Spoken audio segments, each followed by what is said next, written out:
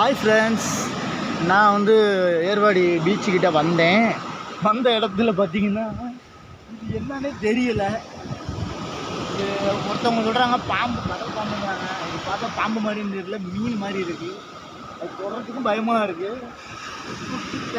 ஆனால் பயமாக இருக்குது, ஒரு டிஃப்ரெண்ட்டாக இருக்குது. அப்படியே பாருங்க, இன்னிப்போ காமிக்கிறேன் பாருங்கள் ஃப்ரெண்ட்ஸ்.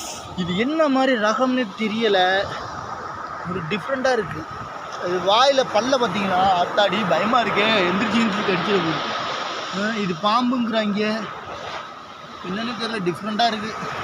கடவுளே, இப்போ தான் வந்தேன்.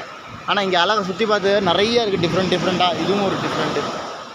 அது என்னன்னு பார்த்துட்டு நீங்களே சொல்லுங்கள் ஃப்ரெண்ட்ஸ், இது என்ன அதுன்ட்டு. ஏன்னா பீச்சு கடல் சார்ந்த இது தான்.